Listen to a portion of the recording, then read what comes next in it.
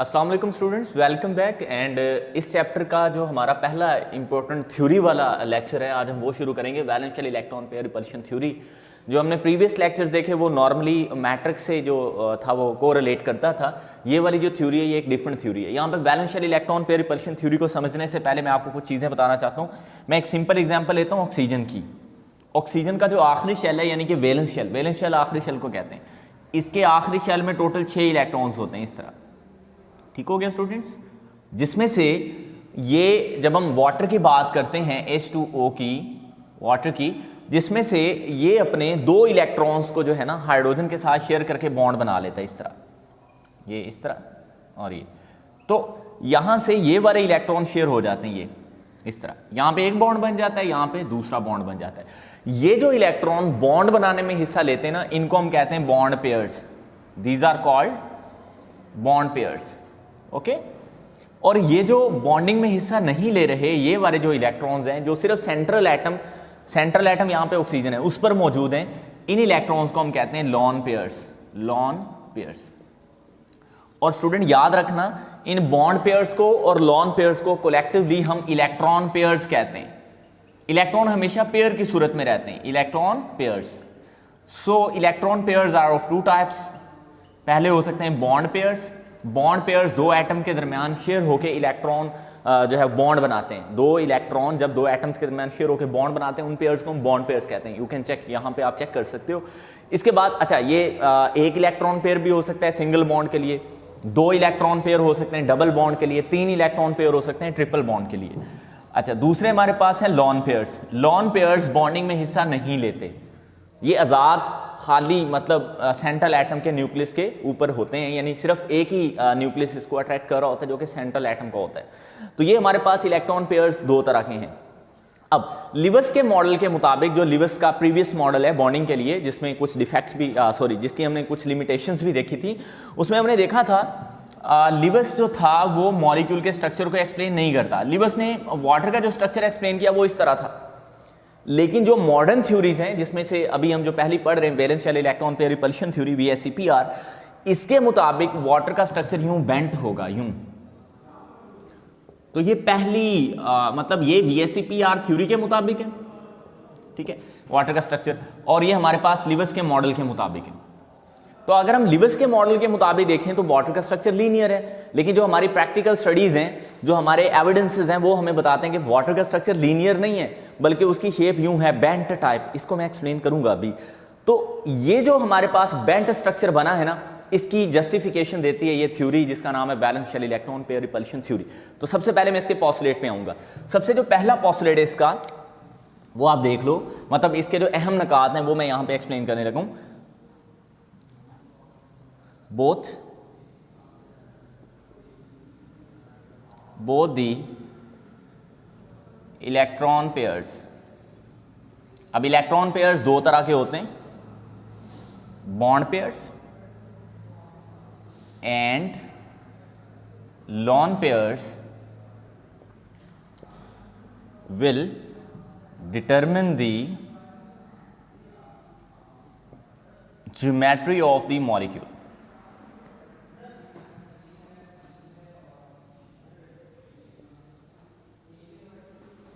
मतलब पहले ये माना जाता था सिर्फ जो बॉन्ड पेयर्स है ना, जो बॉन्डिंग में इलेक्ट्रॉन हिस्सा ले रहे हैं, वही मिलके जो है वो ज्योमेट्री डिसाइड करते हैं। Valence electron pair repulsion theory ने इस चीज़ को रिजेक्ट किया और कहा जो इलेक्ट्रॉन पेयर्स हैं, जिसमें दोनों ही बॉन्ड पेयर्स और लॉन पेयर्स दोनों शामिल होते हैं, वो मिलके आपके मॉलिक्यूल की ज्योमेट्री डिसाइड करते हैं, जस्ट लाइक दैट। इसका जो नेक्स्ट पॉस्टुलेट है वो इसका मेन पॉस्टुलेट भी समझा जाता है। Second postulate is the main postulate. Main postulate according to this postulate, यानी मेजर इसका पॉस्टुलेट है, इलेक्ट्रॉन पेयर्स। अब इलेक्ट्रॉन पेयर्स 2 तरह के हैं, electron pairs both bond pairs and lone pairs arranged around the central atom such a way to minimize the electrostatic repulsion between them। अब इस चीज़ को आपने गौर से समझना है। ईजी है ये, लिखने में थोड़ा मुश्किल लगता है ये या देखने में। अब आप देखो हमारे पास हर इलेक्ट्रॉन, जिसमें लॉन पेयर्स भी शामिल है और बॉन्ड पेयर्स भी, देखो इलेक्ट्रॉन पे नेगेटिव चार्ज होता है। अब जितने भी यहाँ पे इलेक्ट्रॉन आपको नजर आ रहे हैं, भले वो बॉन्ड पेयर्स हैं या लॉन पेयर्स हैं, वो आपस में रिपल्शन क्रिएट कर रहे हैं और रिपल्शन में मॉलिक्यूल अनस्टेबल होता है। तो इस रिपल्शन को कम करने के लिए जो इलेक्ट्रॉन पेयर्स हैं, इलेक्ट्रॉन पेयर दो तरह के हैं, बॉन्ड पेयर्स भी और लॉन पेयर्स भी, ये अपने आप को इस सेंट्रल एटम के गिर्द इस तरह से अरेंज करते हैं ताकि इनमें रिपल्शन कम से कम हो जाए। I repeat this statement again, both bond pairs and lone pairs around this central atom arrange themselves such a way that to minimize the repulsion. मैं फिर से रिपीट कर देता हूं, देखो जितने भी इलेक्ट्रॉन हैं यहां पे पेयर्स की सूरत में, वो एक दूसरे को रिपेल कर रहे हैं। तो हमने जब ज्योमेट्री डिसाइड करनी है मॉलिक्यूल की वेस्पर थ्योरी के मुताबिक, तो इस तरह से इलेक्ट्रॉन्स को around the central atom arrange करना है ताकि उनमें रिपल्शन कम से कम हो। अब देखो यहां मैंने इलेक्ट्रॉन पेयर यहां पे लिखे, यहां पे लिखे, तो इनको मैं ऐसे भी तो लिख सकता था ना करीब करके। तो वेस्पर थ्योरी कहती है गलत है, क्योंकि अगर आप इस तरह से अरेंज करोगे तो ये इलेक्ट्रॉन बिल्कुल करीब आ जाएंगे और करीब आने से इनमें रिपल्शन बढ़ जाएगी और मॉलिक्यूल अनस्टेबल हो जाएगा। तो यही इसका मेन थीम है कि आपने इलेक्ट्रॉन पेयर्स को, चाहे वो इलेक्ट्रॉन पेयर बॉन्ड पेयर्स हैं चाहे वो लॉन पेयर्स हैं, उनको सेंट्रल एटम के अराउंड इस तरह से अरेंज करना है कि उनमें रिपल्शन कम से कम हो सके। हमारे पास ये दो पॉस्टुलेट हो गए। अब हम तीसरे पॉस्टुलेट पे आते हैं। तो उसको एक्सप्लेन करने से पहले यहां पे मैं आपको देखें, जो हमारे पास लॉन पेयर्स है ना, वो लॉन पेयर को ज्यादा रिपेल करते हैं। पहले मैं एक और चीज आपको यहां पे एक्सप्लेन करके बता देता हूं। देखें, bond pairs occupy more space than lone pair, यहां पे लॉन पेयर आएगा, lone pairs occupy more space than bond pairs. ठीक है, ये थ्योरी लॉन्ग में आ जाती है। पॉस्टुलेट 4 होते हैं, चारों आपने लिखने होते हैं, तो ये आपका 4 नंबर का क्वेश्चन बन जाता है। लॉन पेयर जो होता है वो ऑक्यूपाई करता है more space as compare to bond pair. मैं यहां पे दोबारा वाटर की एग्जांपल ले रहा हूं। यहां पे ये वाले लॉन पेयर्स हैं, तो कहने का यहां पे मतलब ये है, यहां पे बॉन्ड पेयर्स भी हैं, ये मैं रेड से शो कर देता हूं, ये बॉन्ड पेयर्स हैं, और जो सिर्फ ऑक्सीजन पे पड़े हैं वो लॉन पेयर्स हैं। तो लॉन पेयर्स ये ज़्यादा जगह सराउंड करते हैं, ठीक हो गया, और जो बॉन्ड पेयर्स हैं वो कम जगह सराउंड करते हैं। लॉन पेयर ज़्यादा जगह घेरते हैं और बॉन्ड पेयर्स जो हैं वो कम जगह घेरते हैं अराउंड द सेंट्रल एटम।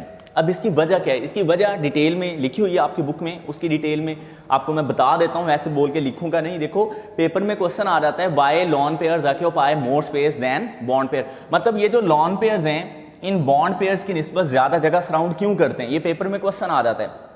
तो स्टूडेंट इसका सिंपल और आसान आंसर ये है कि जो आपके पास लॉन पेयर है ना, ये लॉन पेयर ये under the influence of only one nucleus है, under the influence of only one nucleus. यानी जो हमारा लॉन पेयर होगा वो सिर्फ एक न्यूक्लियस के अट्रैक्शन में, और वो ऑक्सीजन है। लेकिन ये जो बॉन्ड पेयर होता है ये under the influence of two nuclei, nucleus की जमा यानी उसका प्लूरल जो है वो न्यूक्लियाई होगा। तो आप देखो जो आपके पास ऑक्सीजन और हाइड्रोजन के दरमियान ये वाला बॉन्ड पेयर आपको नजर आ रहा है, ये दो न्यूक्लियाई के दरमियान फिक्स्ड है, मतलब एक ऑक्सीजन है और एक हाइड्रोजन, तो ये ज्यादा जगह नहीं घेर पाएगा क्योंकि इसको दो न्यूक्लियाई अपनी तरफ अट्रैक्ट करें। लेकिन जो लॉन पेयर है क्योंकि उस पर एक ही न्यूक्लियस की इन्फ्लुएंस है, दैट इज वाई ये ज्यादा जगह घेरेगा। और यही वजह है जो हमारे पास लॉन पेयर जो होगा ना, लॉन पेयर वो लॉन पेयर को ज्यादा रिपेल करेगा, तो रिपल्शन ऑर्डर कुछ यूं बन जाएगा, मैक्सिमम रिपल्शन जो होगी ना वो लॉन पेयर की लॉन पेयर से होगी, क्योंकि ये ज़्यादा जगह सराउंड करते हैं। ठीक है, लॉन पेयर को मैं LP से अगर रिप्रेजेंट कर दूं और बॉन्ड पेयर को चलो यहाँ पे चूंकि लॉन पेयर है, लॉन पेयर को मैं LP से रिप्रेजेंट कर देता हूँ और जो बॉन्ड पेयर है उसको BP से। ठीक है, शॉर्ट करने के लिए। तो लॉन पेयर की रिपल्शन सबसे ज़्यादा है, उसके बाद लॉन पेयर की जो बॉन्ड पेयर से रिपल्शन है वो थोड़ी कम होगी, और सबसे मिनिमम जो रिपल्शन होती है वो बॉन्ड पेयर के साथ होती है। स्टूडेंट दोबारा देख लो आप, लॉन पेयर ज़्यादा स्पेस कवर करता है क्योंकि ये एक ही न्यूक्लियस के इन्फ्लुएंस में होता है, बॉन्ड पेयर कम स्पेस कवर करता है क्योंकि ये दो न्यूक्लियाई के इन्फ्लुएंस में होता है। अब जो लॉन पेयर से रिपल्शन है ये सबसे ज़्यादा होगी क्योंकि ये ज़्यादा जगह सराउंड करते हैं, ज़्यादा रिपेल करेंगे। फिर जो लॉन पेयर की बॉन्ड पेयर से रिपल्शन है ये थोड़ी सी कम होगी निस्बतन, और सबसे कम होगी बॉन्ड पेयर से repulsion. So that's it about third postulate.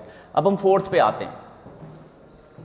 Fourth postulate एक अजम्पशन है, वैसे तो ये सारी अजम्पशंस ही हैं लेकिन इनमें कुछ लॉजिकली चीज़ें नज़र आ रही होती, लेकिन हमारी जो फोर्थ अजम्पशन है वो तो बिल्कुल ही मतलब थोड़ी इलॉजिकल बनती है, लेकिन इस थ्योरी को एक्सप्लेन करने के लिए हम वो लिखते हैं। आपने याद रखना है, जो हमारे पास सिंगल बॉन्ड होता है ना उसमें एक इलेक्ट्रॉन पेयर होता है, सिंगल बॉन्ड का एक इलेक्ट्रॉन पेयर होता है, डबल बॉन्ड के 2 इलेक्ट्रॉन पेयर्स होते हैं, ट्रिपल बॉन्ड के 3 इलेक्ट्रॉन पेयर्स होते हैं। तो यहाँ पे आप लिखोगे सिंगल इलेक्ट्रॉन